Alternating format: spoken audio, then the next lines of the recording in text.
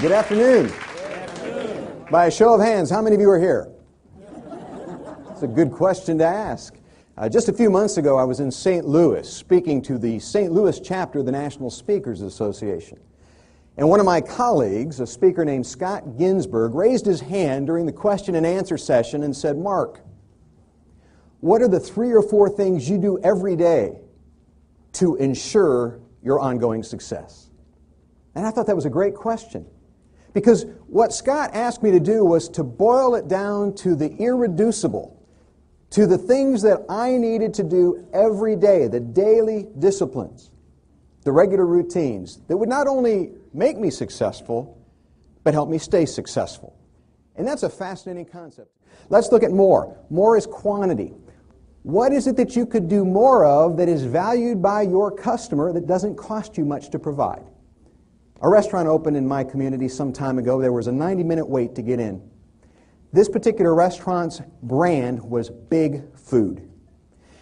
Steaks that hung off the plate, potatoes the size of footballs, cake the size of your head. The food was huge, and so people would line up to go and to eat at this restaurant. We waited 90 minutes and we had dinner. We went back a month later. We waited 60 minutes. We had dinner. And at the end of the meal, I had an epiphany.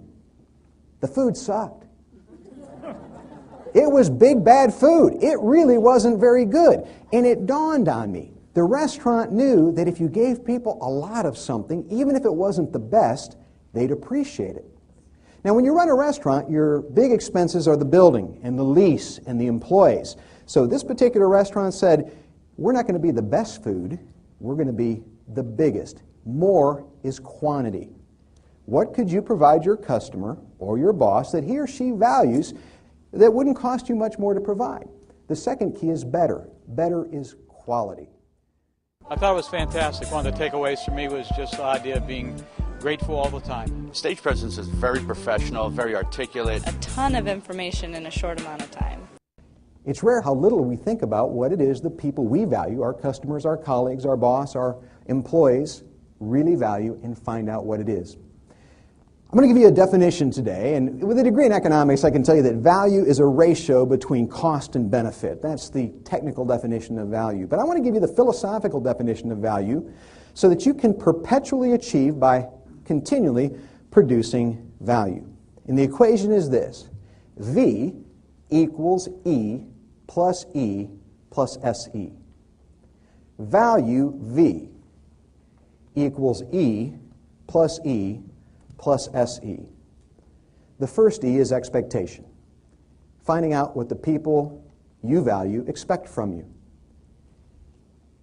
I believe that most relationships, whether it's at work or at home, end because of a value disequilibrium. People want one thing, but they get another.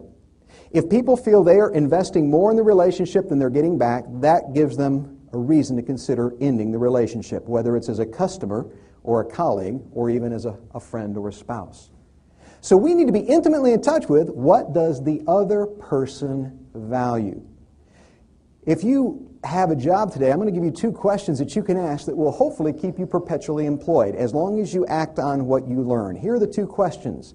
Like it, very easy to follow, throws enough humor in there to keep your interest. Captured my attention and kept my attention all the way to the end. I really enjoyed it. It was a lot of information and in very simple terms. Embrace discipline. Discipline is the connective tissue between an idea and a result. It's the muscle that takes what you know and converts it into what you enjoy. And I don't know who originally said it, but I love the quote, if we do what we don't want to do when we don't want to do it, someday that will enable us to do what we want to do when we want to do it. Discipline is the ability to do what needs to be done even when you don't feel like doing it. That's the secret of discipline. Discipline is not doing something, it's doing what's difficult. Because it's easy to do what you like to do and what's fun to do. Discipline's the ability to do what needs to be done when you don't feel like doing it. And without discipline, you'll never reach that 7th level of second habit, that unconscious practice every day of the mindsets and the methods that work.